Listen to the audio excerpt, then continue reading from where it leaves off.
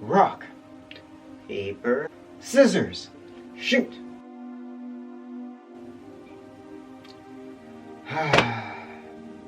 Well, looks like I lost, so I have to do today's intro. Hey guys, it's Julian here with another anime review. So I'm just coming off the hype of Godzilla and Pacific Rim, so I need an anime that is kind of close to that. I can't really think of any. I'm gonna go check my shelf. We've got Aquarian Evil, we've got Araka 7, those don't quite fit. What's this one?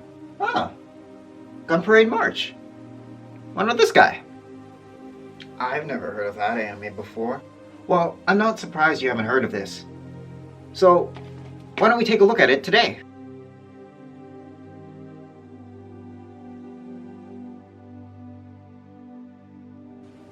Rock, paper, scissors, shoot. Well, I lost again, so I get to do this segment as well. So our story begins in the year 1998 with the Battle of Gaiju.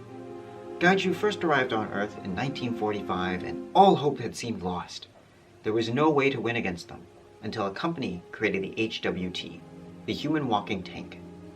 Now, Japan had also enacted conscription, forcing high school students to enlist in the army. Now, this is where we get to meet our main characters. So first up, we got Hayami.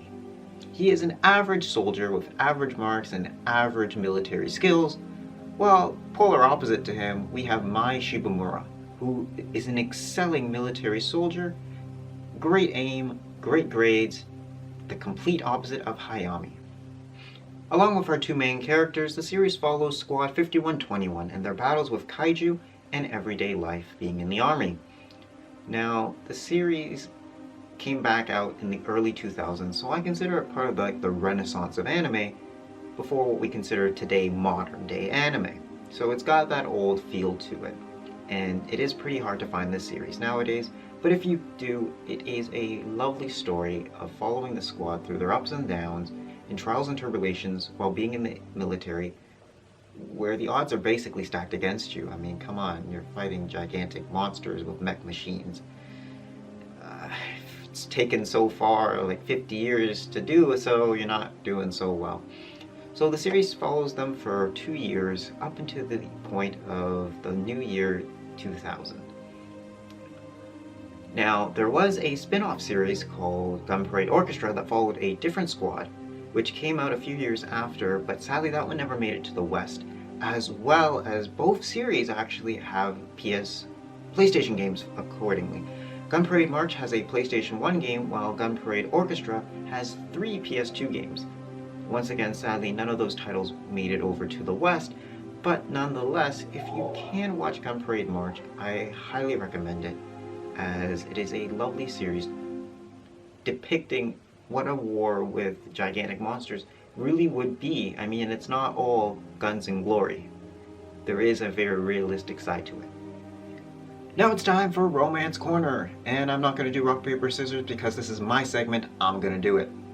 Alright, so let's deal with the only romance in the series. Mai and Hayami. They are a cute pairing in the least, but it's a war anime. Like, what do you expect? War and love don't always go hand in hand, and falling in love on the battlefield just isn't always practical, which pretty much dictates a lot of this anime. I mean, the romance portion of it isn't really prevalent in the beginning half of it. It's more only seen towards the end, and that's where you get to see Hayami really chase Miss Shibamura and trying to overcome her past with falling in love with a previous soldier who had sadly passed away. Now, Hayami doesn't quite give up and is constantly persistent in making sure that his feelings come across, and finds out Mai's true feelings towards him in the end, even though she doesn't always think that he's an incompetent fool. They do make a really cute pairing, but I understand this is a war-torn time, so love kind of takes a back seat to all the action. But nonetheless, we do get some pretty adorable moments with them, and you will get your heartfelt moments. Alright, now it's time for the 3 reasons as to why you should watch this anime. Number 1, it will pull at your heart. It is such an emotional anime with so many twists and turns that you can't help but feel for the characters, and with their pains and joys, you really will feel something pull at your heart. And it's such a well done anime that, I mean, it will really touch you by the end of it. I mean, what more can I say on that? Number 2, it's what I consider a Renaissance anime. This is early 2000 anime, and I find that period seems to be a nice sweet spot for a lot of good quality. Not to say that today anime aren't great, but I would consider them a different genre, different time style of anime that we currently have. More of a modern kind of style, so this is a different kind of style to what you would be kind of used to today. Number 3, it's a romance mech anime. Now, I know that's a really weird genre, but I know for those romance mech anime lovers out there, it's really hard to find some animes out there, and don't worry, I will be covering more in the future, but it's a very specific genre that is really hard to find, and this one really fits up that alley, so if that's your sort of thing, this anime is totally one for you. Rock, paper, scissors, shoot! Well, clearly I'm the most unluckiest person because I clearly cannot win at rock, paper, scissors, so I have to do the outro as well.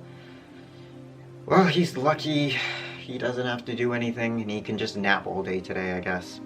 Well, anyway, I really hope you guys enjoyed this anime review and hope you guys actually take a look at Gunparade March. I